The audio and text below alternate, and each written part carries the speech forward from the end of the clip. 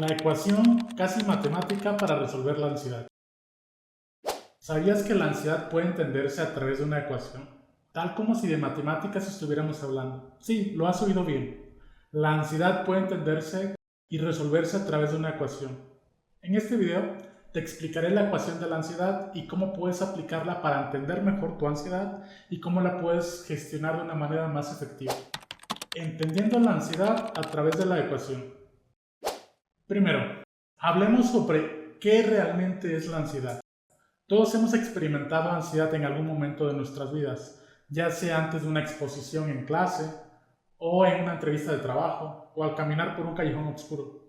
Esa sensación de inquietud, de miedo, podría estar con nosotros, con sensaciones como taquicardia, sudoración, opresión en el pecho, respiración agitada, temblor en las piernas, sensación de miedo, etc. Pero ¿por qué sucede realmente esto? La respuesta está en la ecuación de la ansiedad. Todo parte desde cómo percibimos la situación que nos genera ansiedad. Si interpretamos que una situación implica algún tipo de peligro y al mismo tiempo evaluamos que nosotros no tenemos los recursos suficientes para enfrentar ese peligro, se generará ansiedad. Además, si no logramos identificar o prestar atención a las señales de seguridad que podrían reducir esta percepción de amenaza, la ansiedad se intensificará. Entonces, ansiedad igual a sobrevaloración de la amenaza entre infravaloración de los recursos para enfrentarla, más infravaloración de las señales de seguridad presentes en la situación. Pongamos la ecuación en un ejemplo. Imagina que tienes que hacer una presentación en clase. Si piensas que podrías olvidarte de lo que vas a decir, o de que te vas a trabar, de que vas a tartamudear, y como consecuencia los compañeros se van a reír de ti, y percibes esto como altamente amenazante, al mismo tiempo no puedes ver los recursos que tú podrías tener para enfrentar esta situación, como hacer una pausa y consultar tus notas para ver en qué vas, o voltear a ver las diapositivas para ver en qué te quedaste, o hacer una pregunta al público para ganar un poco de tiempo. Además, minimiza las señales de seguridad en la situación, como el hecho de que estás exponiendo con un equipo y que el equipo te podría rescatar de cierta manera en caso de que tú te estés trabando. Esta combinación de sobrevalorar el peligro, subestimar tus recursos y las señales de seguridad es lo que lleva a que se tenga esta sensación de ansiedad en esta situación. Modulando las variables. ¿Cómo cambian los niveles de ansiedad según las variables de la ecuación? El nivel de ansiedad dependerá de la combinación de las variables de la ecuación. Para experimentar una ansiedad elevada, es necesario percibir una amenaza significativa en la situación. En el ejemplo dado, esto sucedería si una persona considera que equivocarse y que los demás se perciban de una manera negativa es sumamente peligroso, es sumamente amenazante. Este tipo de percepción es muy común en personas que han crecido en entornos donde se les enseñó a evitar a toda costa la crítica o la opinión negativa de los demás. Por ejemplo, si en una crianza se le daba gran importancia al qué dirán, o si los errores se castigaban severamente, la persona pudo haber desarrollado una visión muy negativa del error y del escrutinio social. Si además de esto, de percibir como altamente amenazante el hecho de equivocarse y ser evaluado negativamente, la persona ignora los recursos para enfrentar la situación y no identifica las señales de seguridad en el contexto, el nivel de ansiedad va a ser muy alto. Por otro lado, la ansiedad será moderada si la persona percibe la amenaza en un término medio.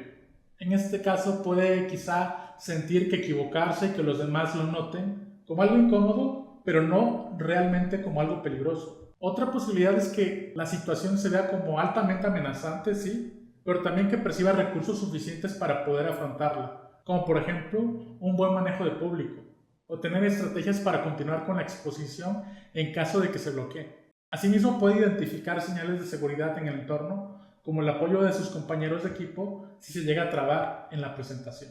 Esto le va a dar una ansiedad moderada. Finalmente, si la ansiedad es leve, la persona quizá está percibiendo como levemente amenazante el que se equivoque y que los demás lo vean de manera negativa. De esta manera, la intensidad de la ansiedad estará determinada por cuán amenazante percibimos la situación, qué tantos recursos creemos que tenemos para enfrentarla y además por el grado en que identifiquemos las señales de seguridad en el contexto. invirtiendo la ecuación de la ansiedad. La única manera en cómo los psicólogos pueden trabajar la ansiedad junto con el paciente es a través del trabajo para invertir las variables de esta ecuación. Pero entonces, ¿cómo lo hacemos? Existen diferentes técnicas y herramientas para modificar estas variables. Por ejemplo, la reestructuración cognitiva es una técnica que nos ayuda a replantear nuestros pensamientos de una manera más realista. Esto puede lograrse a través de diferentes métodos, como formularios con preguntas para evaluar la validez de nuestros pensamientos. En el ejemplo que hemos dado, en la variable de sobrevaloración del peligro y la amenaza, podríamos identificar creencias disfuncionales como la idea de que equivocarse y que los demás se den cuenta es algo sumamente peligroso.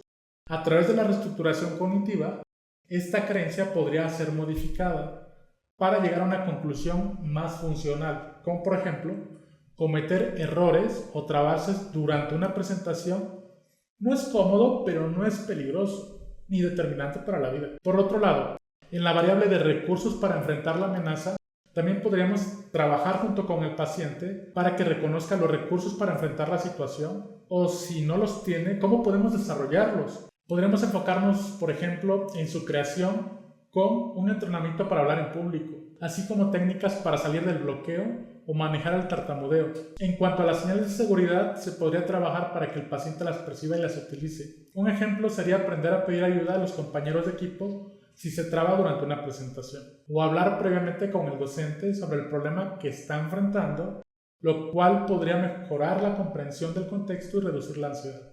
Como vemos, este enfoque permite invertir las variables que alimentan la ansiedad y en su lugar fortalecer el manejo adecuado de la situación disparadora de la ansiedad. Bien, hemos llegado al final del video del día de hoy. Recuerda que en la clínica Minerva contamos con un equipo de psicólogos especialistas en ansiedad, listos para apoyarte si lo necesitas. No dudes en contactarnos.